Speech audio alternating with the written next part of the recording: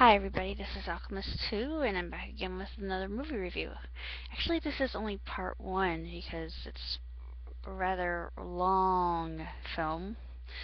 Um, but I absolutely adore it. If you've seen the animated version of the Discworld stories, they have Weird Sisters and Soul Music available from Acorn Media. And those are really magnificently done. It's a seamless transition from the fiction to film. And if you're familiar with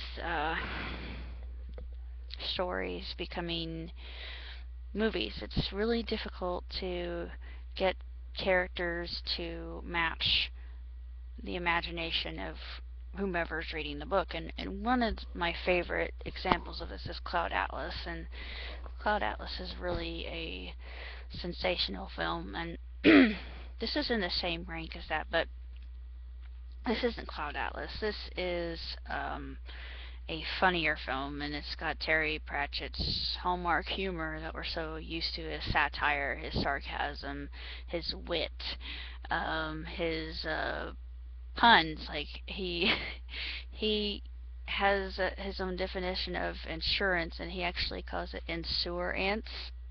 And I absolutely love that one. Two Flowers explaining it to Rincewind. But I think my ultimate favorite part of part 1 is the Enchanted Sword.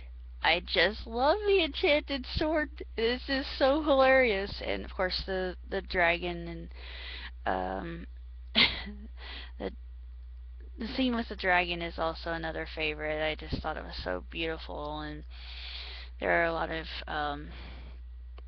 really magnificent things that occur in the first part of Color of Magic, and we all know that Tim Curry is going to play an evil character at some point in time, and yes, this comes true because he's stereotyped as such, but he does such a wonderful job. He's just such a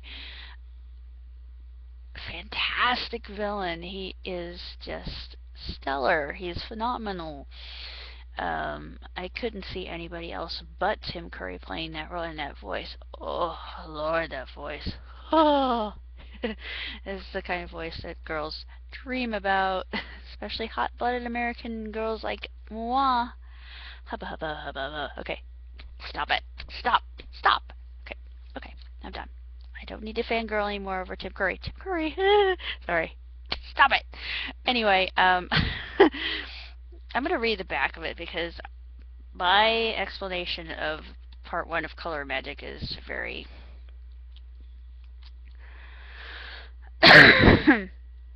inaccurate.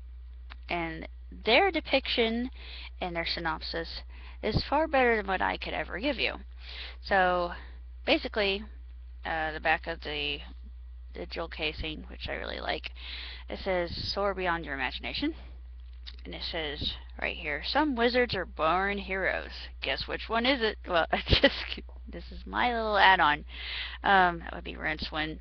Others must fight for greatness, like failed sorcerer Rincewind, played by David Jason, when a gung-ho visitor or tourist to visit to the Discworld, Oscar-nominated Sean Astin, Lord of the Rings, enlists him as guide.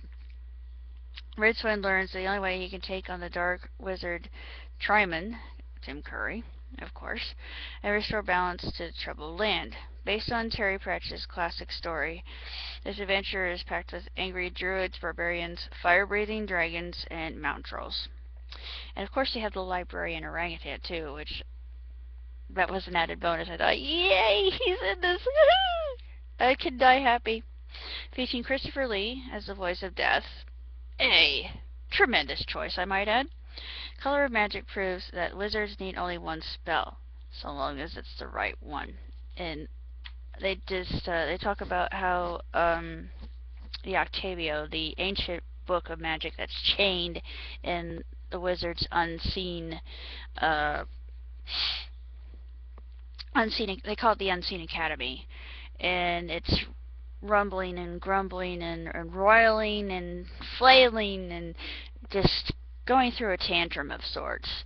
And there's a reason for that, and they explain that in part one. And then they have these other characters who they're trying to determine the sex of the world turtle that carries the disc on its back. And if you're familiar with Discworld, you think, ah, yes, I know where all this is coming from. So having read the books and being familiar with the story helps a little bit, actually. And it's just a very easy transition from the actual written word to the media of film. And this is really challenging to do as a director taking on a project caliber and scale. But I really felt that it was just sensationally done, and I am just uber pleased with it. And I think it is just wonderful, and it just leaves you in a sense of awe, and it makes you laugh, and it's really quite terrific. If you're a fan of Terry Pratchett, and if you're not, then you're not going to get it, because my dad, he was watching this with me, and half the time he was, he didn't get it at all, and I thought, ugh, if I have to explain this to you, we'll be here all bloody night long, and I don't really have time. It's the same thing with, if I try to explain Japanese anime to him, he gets this sort of look on his face as if to say, you might as well be speaking Japanese to me, or Hebrew, or Russian, or anything I can't understand without translator present. Or at least dictate it to me in layman's terms that I can comprehend.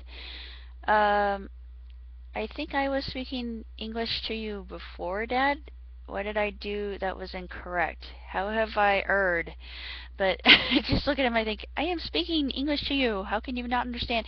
But it's just, I guess it's me, because I really didn't like Japanese animation until I was 13.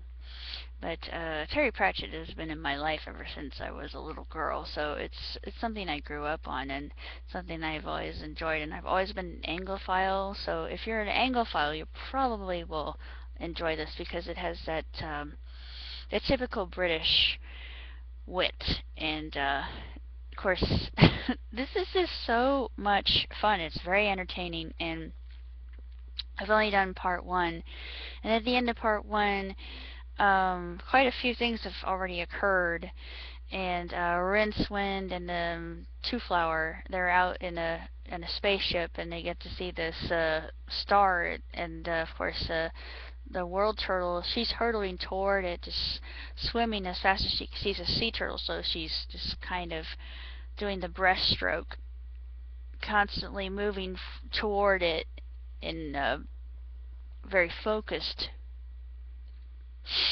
direction. You think, oh my dear Lord God, they are all doomed. But sorry, I don't know why that made me laugh, but it's just, I love this sort of thing. This is my kind of humor, so it's right up my alley, so to speak, and my cup of tea, to add a little bit of the British charm to it. But Terry Pratchett is a genius. He is a god amongst men, and this is no small feat done in this film. So we're left at that cliffhanger, and you think, no, don't let them die. These are the main characters. If you do, I will hate you forever, and I will never watch your films ever again. Well, even if it's me, despite the fact that, now I'm just gonna, this is a side note, but despite the fact that Sopranos ended on a very odd and unusual finale, I know what was meant by it. I'm probably the only person who has a good basis and analysis of why I feel this way. But it's the same thing. If it were to occur to me that something were to happen that would make me not want to watch it ever again, it probably wouldn't, because I would still watch it. It's the same thing with watching Game of Thrones and Dexter, amongst other things. Doctor Who is probably another one of those shows that I found that even though there have been a lot of occurrences or happenings that have come to fruition against my better liking, it's still going to be a show that I enjoy to watch. And this is definitely in that category, so I'm really looking forward to watching part 2 of Color of Magic. So I will do that in the very near future. So until then, see you later.